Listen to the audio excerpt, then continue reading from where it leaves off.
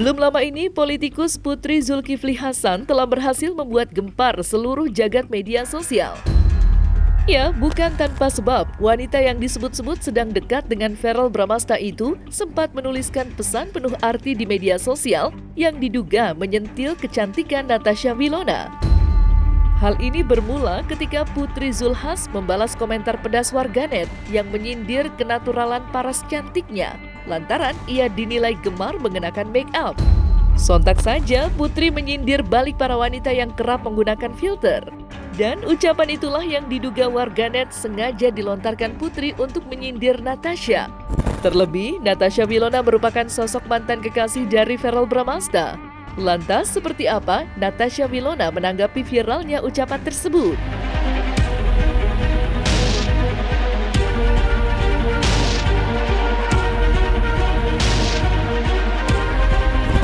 Enggak sih, karena aku rada-rada mungkin bisa dibilang aku cukup cuek terhadap komentar karena bagi aku setiap pekerjaan ada konsekuensinya dan semenjak aku udah terjun ke dunia entertain atau menjadi seorang public figure, aku sadar bahwa pasti akan selalu ada komentar yang tidak selalu baik dan tidak selalu mendukung atau tidak selalu suka sama kita. Jadi ya aku nggak mau terlalu yang menanggapi atau kayak terlalu di bawah hati terus baper ke dalam perasaan. Aku bukan tipikal kayak gitu sih. Kemarin juga aku udah ditanya sih, jujur kan sebenarnya aku nggak gitu memperhatikan dan mengikuti banget kayak seperti apa perkembangannya, dan aku juga baru balik kemarin lusa ya, terus tiba-tiba udah heboh. Cuma ya kalau menurut aku sih sebenarnya gini, setiap orang tuh berhak berkomentar apapun, setiap orang berhak untuk suka atau nggak suka sama kita.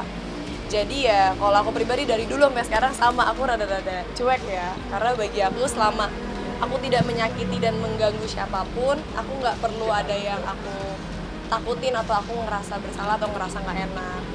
Jadi ya aku berharap teman-teman semua di luar sana juga melakukan hal yang sama.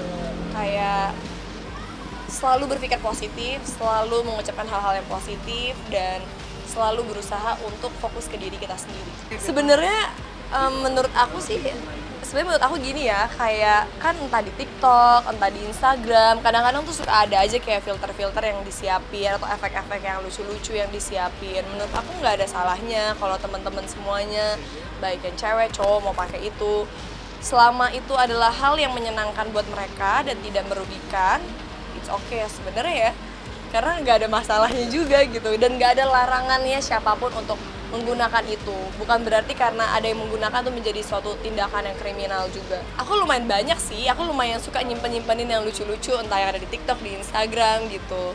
Cuma ya kadang aku pakai, terus kayak aku kayak ngerasa, ih lucu ya muka kita jadi kayak gini, ada efek-efek kayak gini. Kalau aku ya sewajarnya aja gitu.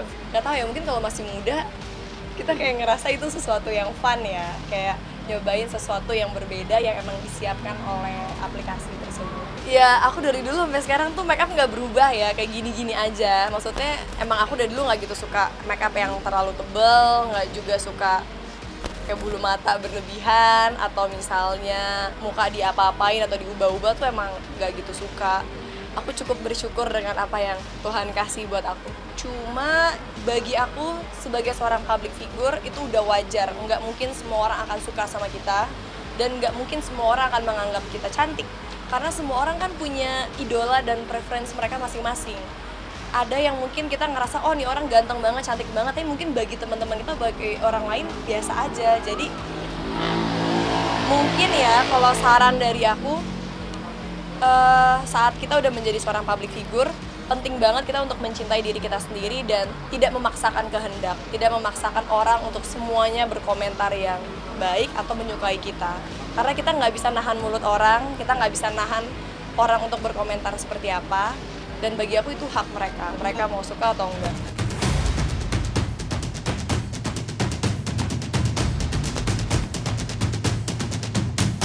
Tak dapat dipungkiri, viralnya kabar itu didasari dengan makin maraknya isu kedekatan antara Verrell Bramasta dan Putri Zulkifli Hasan. Apalagi Putri sempat mengunggah potret kebersamaannya dengan Verrell di media sosial usai mereka dinyatakan resmi melenggang ke Senayan. Harapan warganet agar kedekatan ini cepat diresmikan pun nampak kian menggebu-gebu usai mendengar ucapan ibunda Verrell yang mengaku tak sabar melihat Verrell menikah. Karena bagi Vena, putra sulungnya itu sudah terlihat mapan dan matang.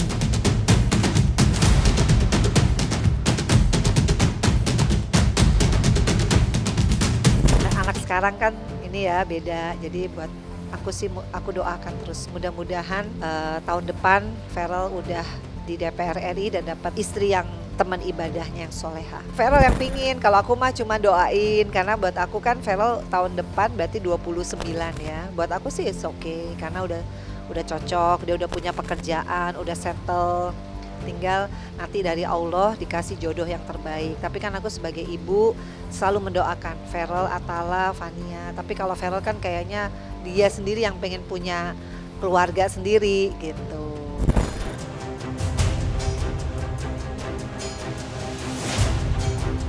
Meski harapannya untuk menyaksikan Verrel Bramasta menikah belum juga tercapai oleh Vena, akan tetapi doa dan harapan lainnya terhadap putra sulungnya itu telah resmi menjadi kenyataan. Ya, pada Pesta Demokrasi alias Pemilihan Legislatif 2024 kemarin, Verrel Bramasta telah resmi meraih kemenangan dan siap melangkah menjadi anggota Dewan. Lantas seperti apa petuah yang diberikan Vena untuk sang putra sebelum dilantik menjadi wakil rakyat? Pasti bersyukur ya kepada Allah, aku nggak nyangka Verrel di usianya 27 tahun, aku aja waktu itu 37 tahun, jadi beda 10 tahun. Tapi memang dia rezekinya tuh bagus, karena kan juga dia kan perbuatannya baik ya, banyak sekali dia kalau menurut aku perubahan makin kesini makin mature, makin responsible terhadap dia kan punya banyak pegawai kan gitu. Dengan dia lari ke politik, aku pesannya cuma satu, kakak mesti upgrading ya, khususnya education karena dia kan nanti katanya mau di komisi 1. Ya tadi komisi 6 ya, mau komisi berapa aja. Intinya kalau jadi anggota DPR RI karena TA, tenaga ahli adalah sarjana strata 2 gitu, S2, dia harus bisa upgrading. Alhamdulillahnya dia mau ambil short course kan di London. Namanya kita menjadi anggota DPR tuh kita akan mengeluarkan undang-undang, dia harus ngerti tuh legislasi, dia harus paham lah gitu, jadi harus upgrade. Kedua, dia nggak boleh nyambi, dia benar-benar harus fokus sebagai wakil rakyat karena belum nanti katanya mau masuk BKSAP kan, BKSAP itu Badan Kerjasama Antar Parlemen, jadi itu alat kelengkapan di DPR. Nah itu pasti parlemen to parlemen bilateral ya, atau mungkin nanti dia akan ke United Nations. Aku bilang kamu harus fokus, nggak bisa kamu nanti nyambi jadi artis, dan alhamdulillah dia komit.